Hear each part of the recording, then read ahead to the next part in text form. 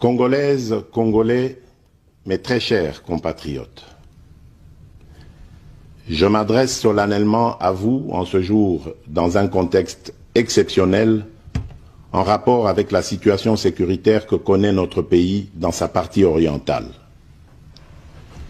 Ce contexte d'agression et d'occupation des territoires dans le Nord Kivu est perpétré par le groupe terroriste dit du M23 avec l'appui avéré en hommes et en logistique du Rwanda. Au moment où je fais cette adresse, nos agresseurs occupent certaines localités dans le territoire de Rutshuru, occasionnant ainsi un drame humanitaire avec plus de 200 000 compatriotes forcés de fuir les affres terroristes dans les zones de combat. Ils se retrouvent en dehors de chez eux, sans logis, sans nourriture et sans soins. Des instructions précises ont été données au gouvernement pour leur rassemblement et leur prise en charge. Au-delà de ces efforts, j'en appelle à un élan général de solidarité pour alléger leur fardeau. Certes, cette situation n'est pas nouvelle. En effet, depuis plusieurs décennies, des groupes armés nationaux et étrangers écument l'est de notre pays en y commettant des atrocités innombrables sur fond d'exploitation illégale de nos ressources naturelles.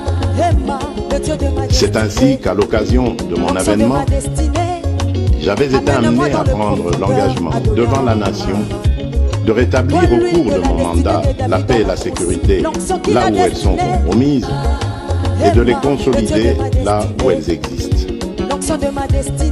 Sitôt dit, sitôt fait, j'ai sans délai et de bonne foi commencé à développer, notamment avec tous nos 9 pays voisins, une diplomatie de proximité en vue d'établir avec eux des relations de coopération franches, transparentes et de caractère gagnant-gagnant.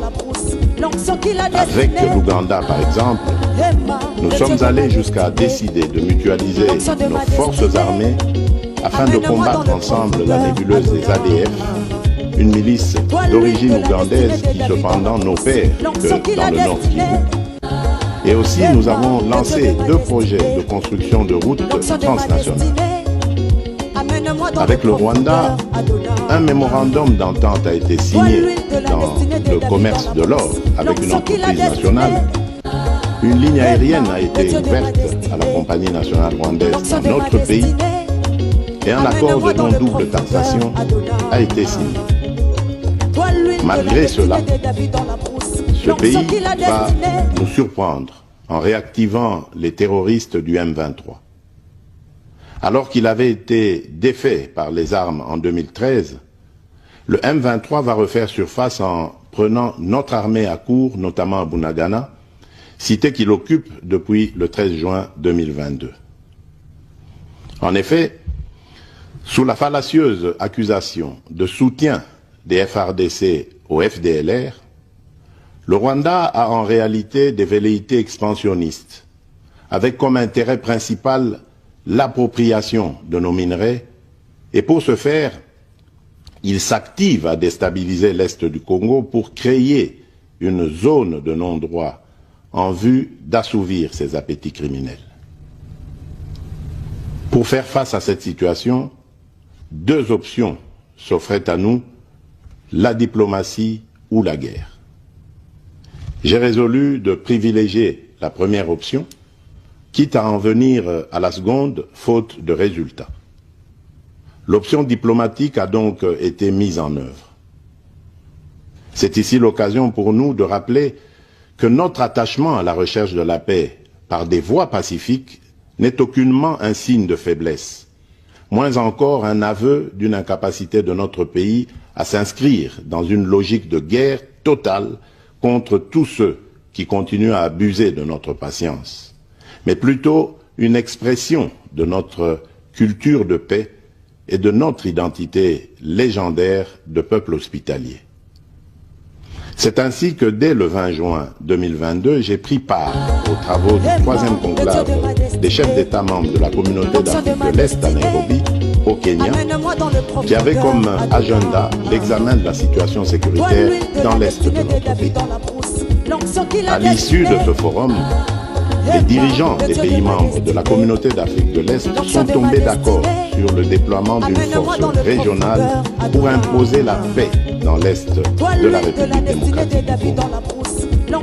Le sommet a appelé à une cessation immédiate de toutes les hostilités à l'Est de notre pays et a demandé à tous les groupes armés, tant étrangers que locaux, à déposer les armes immédiatement et sans condition et à s'engager dans le processus politique. Le 6 juillet 2022, j'ai accepté de rencontrer à nouveau le président du Rwanda, cette fois à Luanda, sous l'égide du président Joao Lourenço, sous couvert de la conférence internationale des régions des Grands Lacs africains, la CIRGL. Il en est sorti une feuille de route qui stipule entre autres objectifs normaliser les relations politiques et diplomatiques entre la République démocratique du Congo et le Rwanda.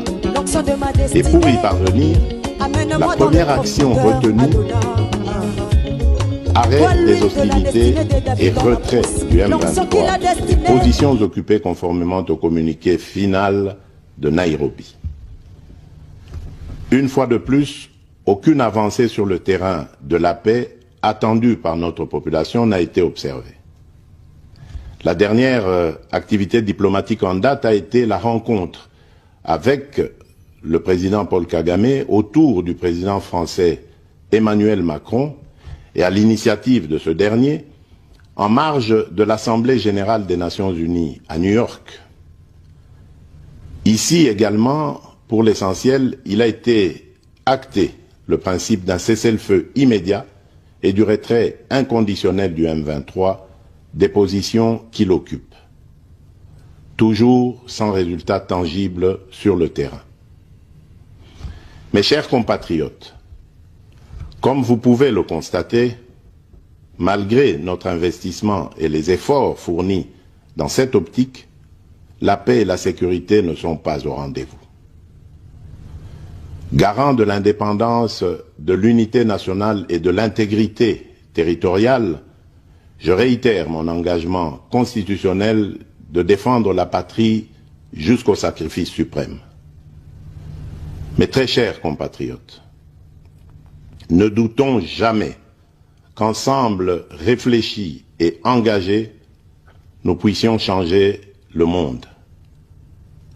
À vous, nos vaillants soldats, vous qui avez pris l'engagement de servir sous le drapeau, je vous invite ici au sens élevé du patriotisme en ce temps particulièrement exceptionnel de notre histoire, de défendre notre pays, de protéger l'intégrité de son territoire et d'assurer la sécurité des Congolaises et des Congolais contre toute agression ou attaque d'où qu'elle vienne.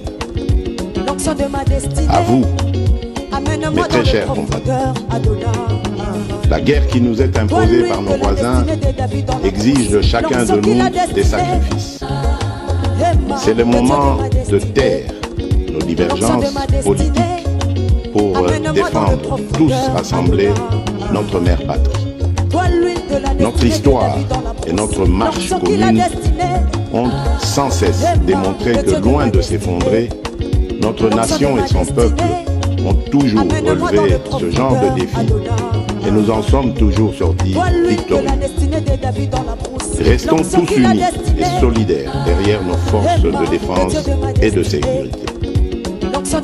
La situation actuelle, loin de nous affecter, n'est qu'une épreuve de plus que nous allons surmonter pour raffermir davantage notre unité.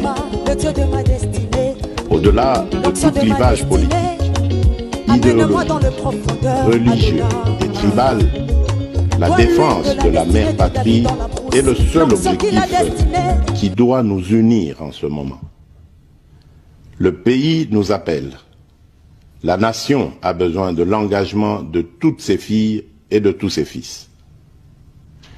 Je vous appelle à ne pas céder. Il y a eu une certaine cécité internationale qui a permis que parmi les fugitifs, il y ait les criminels génocidaires et qu'ils soient rentrés sur notre sol avec leurs armes. On ne les a pas désarmés. Aujourd'hui, l'enfer est parti du Rwanda et est arrivé chez nous. Et on nous abandonne à notre propre sort. Évidemment, le régime criminel de Kigali en profite parce qu'il découvre que c'est une région très riche en minerais et en produits de tout genre, agricoles et autres. Et il veut en faire maintenant son espace. Et ça, nous disons jamais, il n'y a rien à négocier. C'est chez nous. Ce qu'ils n'ont à faire, c'est une seule chose, de plier bagage. Et si je veux parler avec le Rwanda, c'est pour ça, pour dire, bon, c'est quoi votre problème, pour nous laisser tranquilles. Pas pour vous donner quelque chose, mais pour nous laisser tranquilles. Si vous pensez qu'il y a encore quelque chose chez nous, on va la régler et on vous règle ça et puis c'est terminé. Ils ont donc parlé des FDLR. Nous sommes aujourd'hui à Luanda pour parler de ces histoires-là. Cesser le feu et comment régler le problème de FDLR. C'est tout. Donc, ce n'est pas des négociations pour, après, arriver à des... comment ils appelaient ça, la mixage, instaurer brassage, mixage, niet. Ça, il n'y aura plus. Ils peuvent arrêter de rêver. Et d'ailleurs, c'est parce qu'ils le savent que vous avez vu qu'ils ravivent encore ce M23, coquille vide, dans un territoire d'ailleurs qui est sous leur contrôle. Donc vous voyez que c'est de la propagande. En fait. Ils veulent faire croire que, d'abord, ils font cette comédie, ils font dire au M23 qu'ils ne se sentent pas concernés par Luanda, alors que tout le monde sait que c'est Kigali qui les pilote. Ensuite, ils les ravivent un peu pour dire, vous voyez, nous sommes capables de reprendre les armes. Ok. Nous savons et nous sommes inscrits dans le processus de Luanda. Et d'ailleurs, demain, les pourparlers vont commencer pour justement se pencher sur le plan de cessez-le-feu et de retrait et le plan d'anéantissement des FDLR. Et nous disons, si à côté de ça, le grabuge continue, nous continuerons à tenir pour responsable Kigali. Et pour nous, le provocateur numéro 1, ce sera lui, et les conséquences, ce sera à lui de les assumer. Malheureusement, il y a eu une certaine cécité internationale qui a permis que parmi les fugitifs, il y ait les criminels génocidaires et qu'ils soient rentrés sur notre sol avec leurs armes. On ne les a pas désarmés. Aujourd'hui, l'enfer est parti du Rwanda et est arrivé chez nous. Et on nous abandonne à notre propre sort. Évidemment, le régime criminel de Kigali en profite parce qu'il découvre que c'est une région très riche en minerais et en produits de tout genre, agricoles et autres. Et moi, je préfère dire discussion, je les veux. Je les veux qu'avec le Rwanda, parce que c'est lui mon agresseur. Et je l'ai dit d'ailleurs dans la salle à Addis Abeba, à Paul Kagame lui-même, en disant « C'est vous que je veux avoir de face à moi dans une discussion pour savoir et vous poser la question de savoir qu'est-ce que vous voulez à mon pays et à mon peuple. Pourquoi vous continuez indéfiniment de tuer mes compatriotes et de piller les ressources de mon pays. C'est tout ce que je veux comme thème du dialogue, parce qu'il n'y a rien d'autre. Je ne lui dois rien, il ne me doit rien. Mais il doit simplement m'expliquer pourquoi est-ce qu'il s'acharne à massacrer mes compatriotes de cette manière, injustement, depuis tant d'années, et pourquoi est-ce qu'il continue systématiquement à piller les ressources minières et autres, parce qu'on ne parle pas de l'agriculture, mais notre thé, notre café va aussi au Rwanda, et quand il arrive là-bas, il est estampillé Made in Rwanda, alors que c'est le produit du vol des Congolais, du sol congolais. Donc voilà, c'est ça qui justifie le fait que je ne veux pas de négociation avec cette coquille vide qu'on appelle le M23. Et d'ailleurs, j'en veux pour preuve le cas de l'Angola, poser la question au président angolais, qui m'avait aussi demandé cette autorisation d'entrer en contact avec le M23 parce qu'il savait que moi je ne voulais pas discuter avec eux. Je lui ai dit, président, faites-le, mais vous me donnerez raison, vous verrez très vite que ces gens sont des pantins du Rwanda ils ne continueront pas cette discussion parce qu'ils savent que vous allez découvrir que derrière ça, ce sont des Rwandais qui viennent. Pas beaucoup. J'ai vu quelques Congolais irresponsables qui ont osé dire oui, mais on a vu le M23, il n'y a que des Congolais là-dedans. Tant pis pour eux, l'histoire les jugera un jour. Mais je peux vous certifier que le M23 n'est pas congolais. Mais voilà pourquoi d'ailleurs, ils refusent d'aller en cantonnement. Parce qu'ils savent que quand ils seront cantonnés, nous allons demander l'identification de tous ces gens. Ces soi-disant combattants. Et nous découvrirons que ce sont des Rwandais et non des Congolais. On prend quelques aventuriers, on les place devant et on fait croire que c'est une revendication congolaise. Alors que nous sommes un pays démocratique, nous venons de sortir d'élections démocratiques comme il n'y en a jamais eu dans ce pays. Alors j'ai entendu ci et là, surtout de la part d'opposants, oui, mais ça fait longtemps que Bunagana est occupé, ça fait ceci. Non. Vous savez, ce qui se passe aujourd'hui en République démocratique du Congo, ce sont des douleurs d'enfantement d'un nouveau Congo.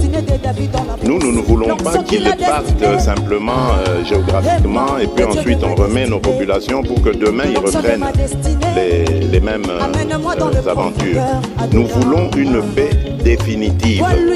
Voilà pourquoi nous parlons de monter en puissance de notre armée, comme jamais il y en a eu. Nous avons dépensé déjà des milliards de dollars pour que cette armée arrive à ce niveau aujourd'hui. Ce n'est pas terminé, on va continuer ça. Parce que la meilleure manière, la meilleure attaque, comme on dit, c'est la défense. Donc nous devons avoir une force suffisamment dissuasive pour décourager des aventuriers comme Paul Kagame, par exemple, aujourd'hui, à l'avenir, de venir jouer en République démocratique du Congo. Voilà. Donc ça, c'est le premier objectif que nous visons. C'est pour ça que c'est très important de prendre le temps qu'il faut. Donc on ne va pas libérer Bunagana pour le libérer pour qu'après on retombe dans les mêmes travers. Ensuite, il faut parler, que les populations se parlent. Il faut sortir ces démons, mais une fois pour toutes, de la division. Parce que ce sont à cause justement de ces tensions interethniques, intercommunautés, qui font que le Rwanda a trouvé prétexte pour demeurer au Congo, déstabiliser la République démocratique du Congo et continuer le pillage de nos ressources. Parce qu'en fait, c'est ça la visée. Le Rwanda aujourd'hui s'est construit grâce aux ressources. N'ayons pas honte de le dire, c'est une vérité. C'est grâce aux ressources volées à la République démocratique du Congo. Ils n'ont aucune industrie, demandez-leur. D'ailleurs, j'ai vu une fois, on posait la question au président Kagame, il a été incapable, il parlait d'une société de montage de tablettes, de choses. Enfin, c'est pas avec ça que vous développez un pays. Donc, vous comprenez que c'est le fruit du pillage de nos ressources, tant minérales que agricoles. Et raison de plus encore pour vilipender, condamner cette attitude de l'Union européenne qui a signé un MOU avec un receleur. Parce que c'est des produits volés à la République démocratique du Congo qu'il va vendre à l'Union européenne. Je me demande comment ils vont faire ça. On en parlera peut-être plus tard. Donc voilà ce que je peux vous dire. Je tiens vraiment à rassurer nos compatriotes. Nous ne les avons pas oubliés. Un jour, je leur fais cette promesse. Ils vont rentrer chez eux. Mais alors là, pour une paix durable et définitive. Parce que c'est ce Congo-là que je veux. Ce Congo qui va se tourner vers son développement. Donc je veux la paix, une paix véritable et une paix durable. Comme je l'ai dit, je ne veux pas de paix factice dans laquelle on humilie la République démocratique du Congo comme on l'avait humiliée en 2013 avec ces mêmes bandins du M23 qui ont fait concéder à la République des choses mais scandaleuses. Je ne sais pas si vous avez vu cet accord signé en 2013 à Kampala, je pense, avec le M23. C'est ça l'humiliation à laquelle je faisais allusion. Et je viens de dire ici que le M23 c'était une coquille vide. On a pris quelques aventuriers congolais qu'on a mis devant, on leur fait parler lingala ou des choses comme ça, on leur attribue des noms congolais pour dire voilà, voyez, ce sont vos propres compatriotes. Mais ceux qui se battent derrière eux, ce sont les Rwandais des RDF. Voilà pourquoi ils refusent d'aller en cantonnement. Parce que quand ils iront en cantonnement, ils ont bloqué l'accès au camp de Rumangabo alors que la République démocratique du Congo s'était acquittée de sa charge dans le plan de paix, d'équiper, de préparer les choses pour que les compatriotes, soi-disant compatriotes qui sont en train de se révolter, viennent et aillent dans le programme PDDRCS. Ils ne sont jamais venus, ils ont même bloqué l'accès, et le ministre, le VPM Jean-Pierre Bemba l'avait suffisamment dénoncé dans tous les forats auxquels il a participé, toutes ces conférences régionales.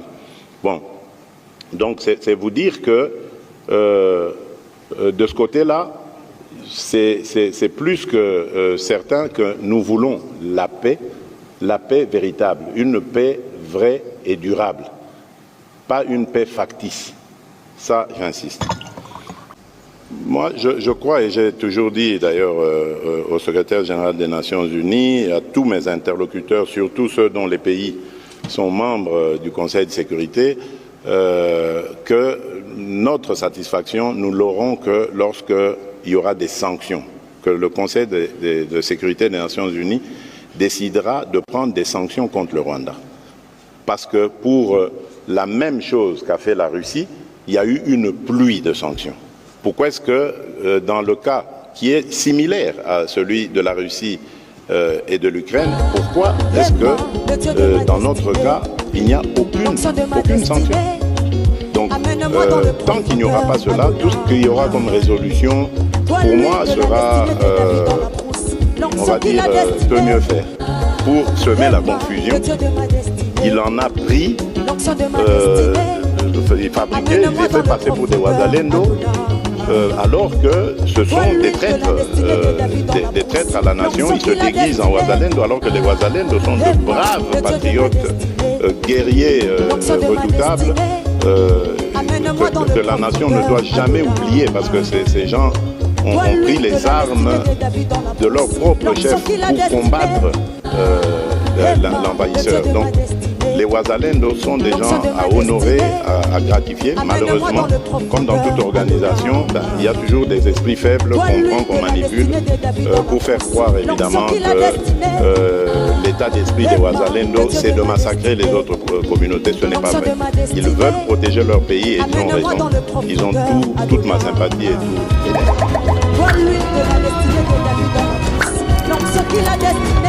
Le langage humain, si les Blancs n'étaient pas en Afrique du Sud, au lieu d'être logiques avec eux-mêmes, en laissant les Blancs et les Noirs séparés, chaque groupe se développant de sa manière, les Blancs poussent leur barbarie en exploitant l'homme noir comme du temps de l'esclavagisme suranné.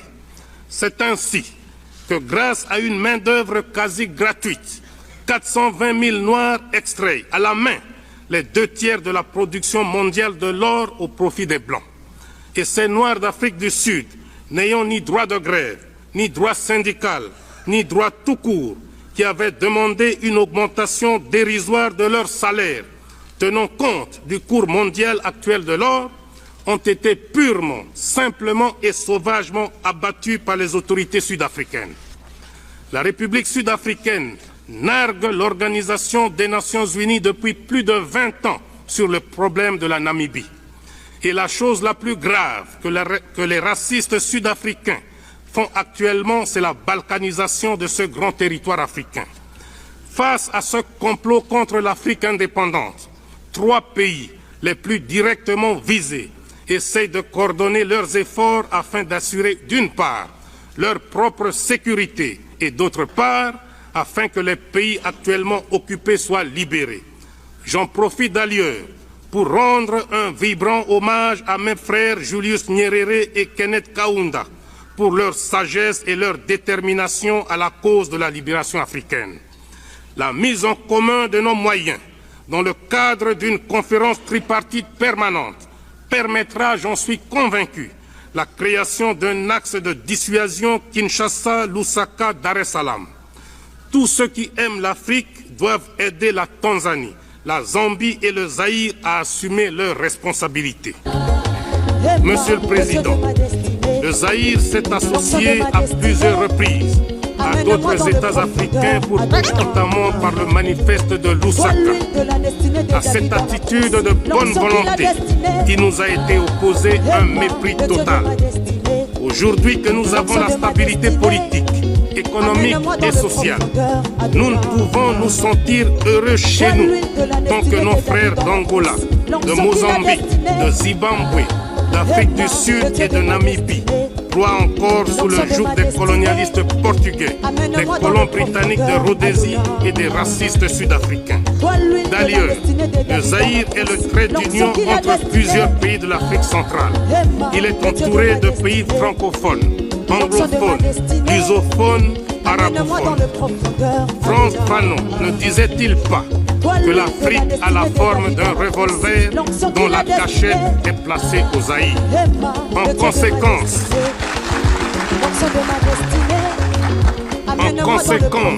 c'est un devoir politique impérieux pour le Zaïre que de donner sa contribution matérielle et militaire à tous ces pays voisins qui sont encore assujettis par les colonialistes de tous bords. Aussi, les filles et les fils du Zaïre m'ont-ils chargé de vous dire qu'à partir de maintenant, le Zaïre tout entier est mobilisé pour combattre tous les racistes et colonialistes de l'Afrique australe. S'il faut mettre le doigt sur la gâchette du revolver Afrique de Frantz Fanon, le Zaïre est prêt à prendre toutes ses responsabilités. Tous les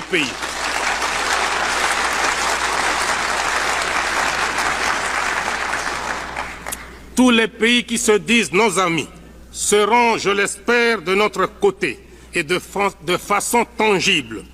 Car pour nous, même la passivité dans ce domaine équivaut à la complicité. Mon pays est prêt à affronter ce combat sacré, quels qu'en soient les sacrifices, et nous ne reculerons jamais, quoi qu'il arrive, quoi qu'il en coûte. Le combat de la libération africaine possède aussi ses moments de satisfaction.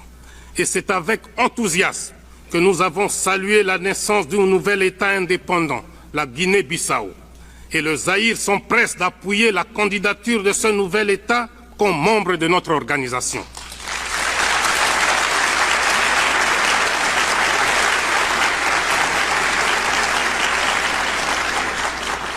Et le terme apartheid n'existerait pas dans le langage humain si les Blancs n'étaient pas en Afrique du Sud.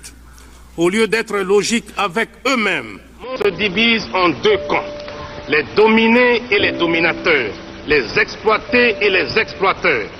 Les pays pauvres ne le sont pas par incapacité congénitale, ils le sont par suite de l'histoire qui a fait que certains pays ont dominé, exploité et pillé d'autres pour s'enrichir. Et c'est de la logique mathématique. Quand le riche exploite le pauvre, le riche devient de plus en plus riche et le pauvre de plus en plus pauvre. De nos jours, il est de bonne presse de parler de l'assistance des pays riches envers les pays pauvres. Quand un pays riche donne ne fût-ce qu'un kilo de médicaments à un pays pauvre, on mobilise la presse, la radio et la télévision. On échange des discours diplomatiques, les uns pour vanter l'aide, les autres pour remercier. Cette propagande a même suscité chez certains théoriciens des pays riches une opposition à l'assistance aux pays pauvres. Car, disent-ils, ce sont les pauvres des pays riches qui enrichissent les riches des pays pauvres. Il n'y a rien de plus faux. Car, si on examine bien, on constate que paradoxalement, l'assistance profite avant tout aux pays donateurs. En effet, quelles sont les formes d'assistance? On peut en distinguer notamment trois. Les bourses d'études pour les étudiants, l'assistance en personnel, l'assistance financière. Quand on accorde une bourse d'études à un jeune étudiant d'un pays pauvre, cette bourse est dépensée totalement par l'étudiant dans le pays riche. Il arrive même que la bourse ne suffise pas et que le pays pauvre consente à donner un supplément, c'est-à-dire en fait un transfert de capitaux du pays pauvre vers le pays riche. Il en est de même de ceux qu'on appelle les coopérants techniques dont les salaires sont dépensés dans les pays d'où ils sont ressortissants. Au Zaïre par exemple, nous les logeons, nous les véhiculons, nous leur payons pour leurs vacances annuelles le ticket aller et retour. Quant à leur salaire, la moitié est transférée mensuellement à leur compte dans les pays d'origine. D'ailleurs, une partie non négligeable de nos paiements extérieurs est constituée de transferts des salaires des travailleurs expatriés. Toujours dans le cas du Zaïre, chaque année, nous devons consentir une somme de 40 millions de dollars pour transfert salarial des coopérants techniques. On parle aussi très souvent d'assistance financière. Mais si on y regarde de très près, on constate que les crédits des pays donateurs sont d'une part grevés de conditions de fourniture d'équipements et d'autre part assortis de taux d'intérêt exorbitants et de délais de remboursement très courts. De plus, il reste dans les coffres des banques des pays riches et le pays bénéficiaire n'en reçoit pas un seul centime à dépenser localement. Il se passe donc, comme si l'on finançait le langage des financiers, que nous assistons là à une espèce d'autofinancement des pays riches eux-mêmes. Bien plus, mon pays transfère annuellement vers l'ancienne métropole, pour paiement de services et de dividendes des sociétés privées installées chez nous, une somme allant de 300 à 350 millions de dollars. C'est pourquoi je me demande finalement qui assiste qui. Je suis convaincu.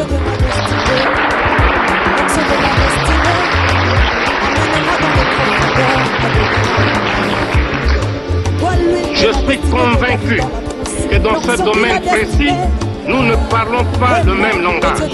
C'est pourquoi, si réellement les pays riches veulent aider les pays pauvres, ils doivent les mettre à l'abri de crédits fournisseurs, de bureaux d'études et d'experts internationaux.